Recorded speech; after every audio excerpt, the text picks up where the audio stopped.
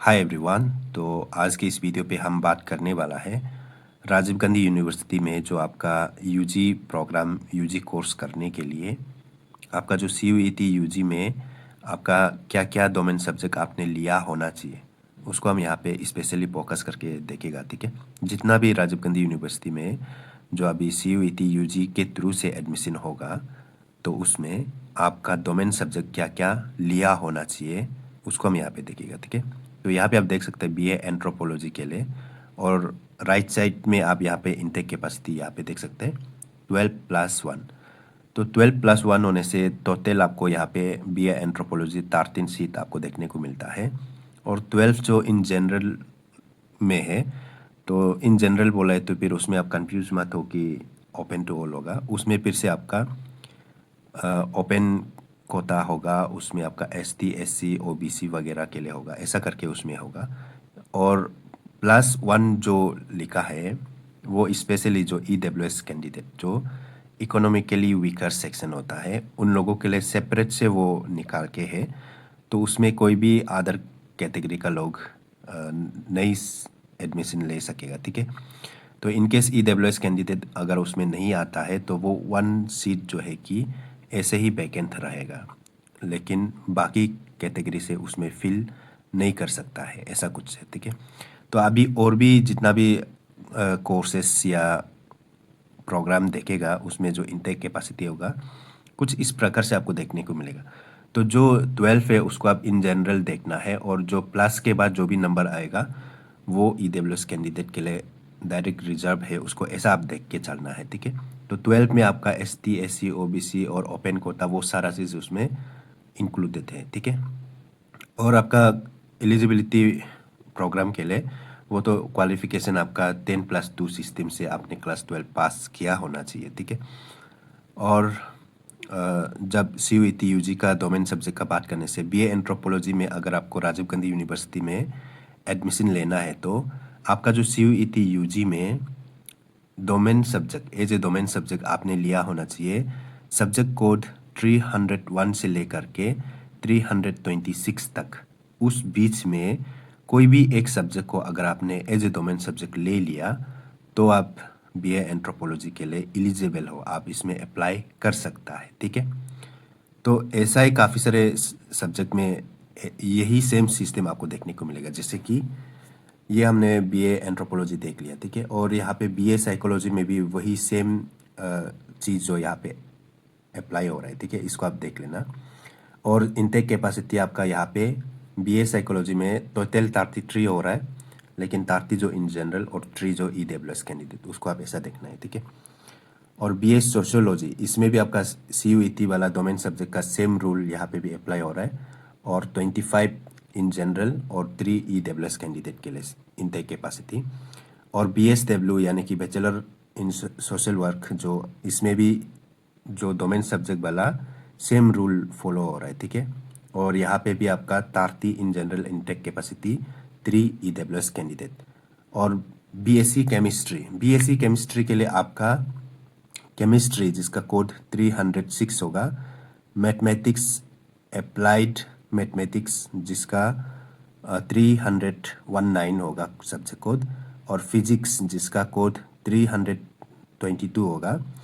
तो इनमें से आपको कोई भी एक सब्जेक्ट को एज ए डोमेन सब्जेक्ट आपने CUET यूजी में लिया होना चाहिए, तब जाके आप जो BSc chemistry Rajiv Gandhi university में अप्लाई कर सकेगा। ठीक है, और इनटेक कैपेसिटी आप देख सकते हैं 12 है, और एक EWS कैंडिडेट के लिए तो कुल मिला के 13 इनटेक कैपेसिटी। ठीक है, तो ऊपर का तो जैसे कि या में BA सोशल वर्क सोशियोलॉजी और साइकोलॉजी का तो सेम मतलब या में रूल जो फॉलो हो रहा है, जैसे कि CUET यूजी में सब्जेक्ट को 301 से 326 के बीच कोई एक लेने से बस एलिजिबल हो रहा है। ठीक है, तो यहाँ में BSc केमिस्ट्री के लिए आपका केमिस्ट्री, मैथमेटिक्स या फिजिक्स ये 3 सब्जेक्ट को दे, उनमें से कोई एक को एज ए डोमेन सब्जेक्ट आपने CUET यूजी में लिया होना चाहिए, तब जाके आप जो BSc केमिस्ट्री अप्लाई कर सकेगा। ठीक है, उसके बाद आपका BSc मैथमेटिक्स,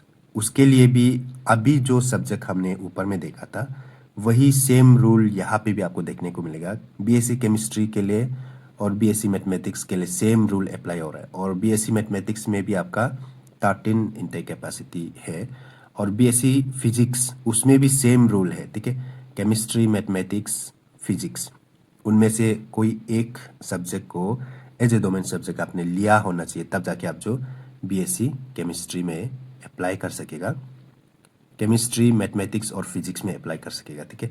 और इसमें भी आपका 12+1 इनटेक कैपेसिटी है। और आपका बीएससी स्टैटिस्टिक्स, बीएससी स्टैटिस्टिक में अप्लाई करने के लिए आपने इन सब्जेक्ट में से किसी एक सब्जेक्ट को as a domain subject CUET UG में लिया होना चाहिए।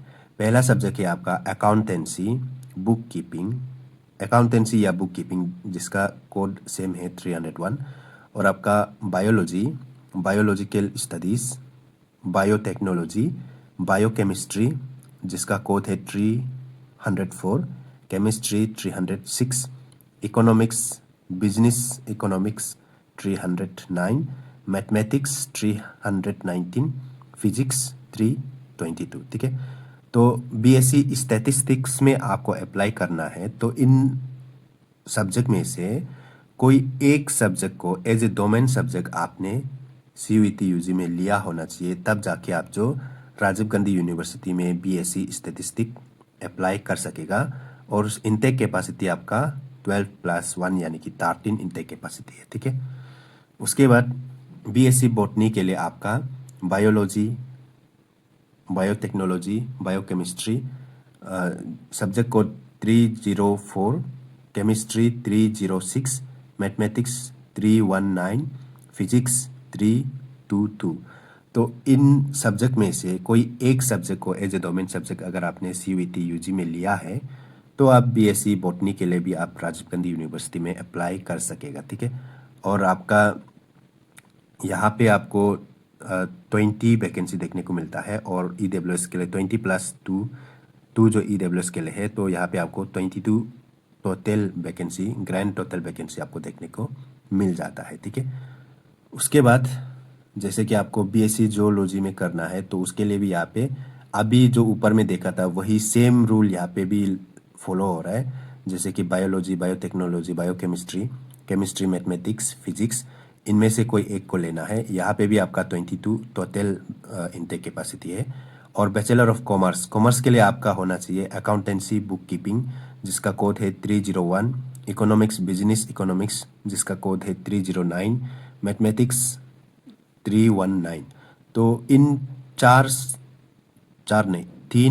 तीन सब्जेक्ट में से, सब्जेक्ट कोड में से कोई एक सब्जेक्ट कोड को अगर आपने एज ए डोमेन सब्जेक्ट आपने सीयूईटी यूजी में लिया है, ऐसा होने से तो आप बैचलर ऑफ कॉमर्स के लिए राजीव गांधी यूनिवर्सिटी में अप्लाई कर सकते हैं। और आपका यहाँ पे इनटेक कैपेसिटी 24+2 देखने को मिलता है, जिसका मतलब है 2 जो ईडब्ल्यूएस के लिए है, और 24 in general ST, SC, OBC और ओपन कोटा वो सब के लिए 24 है, ठीक है।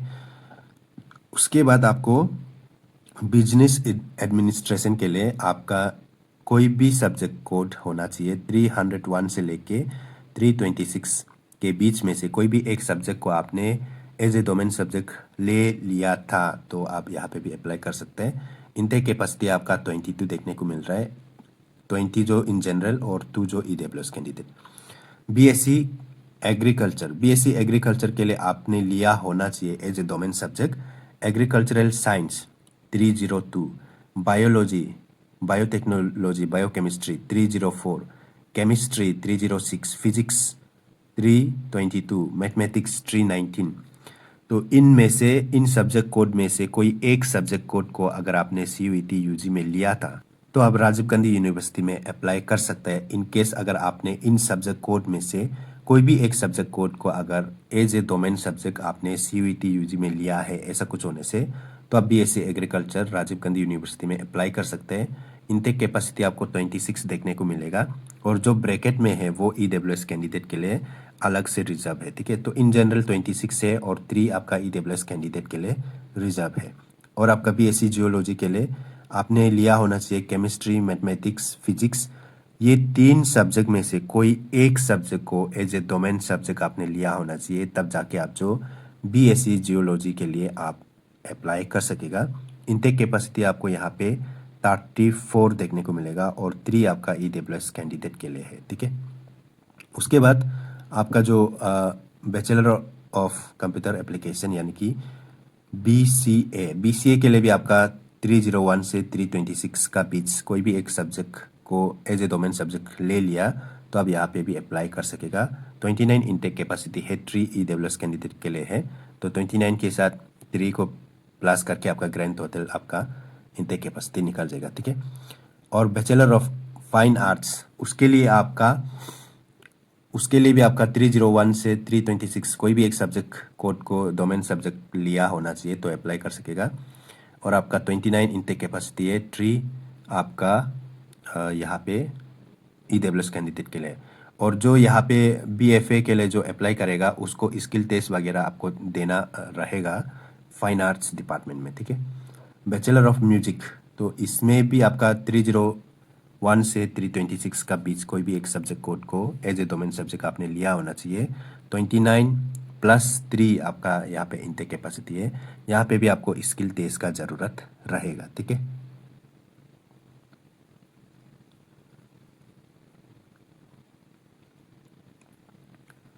तो मैं उम्मीद करता हूँ कि इस वीडियो से आपको कुछ ना कुछ तो सीखने जानने मिला होगा।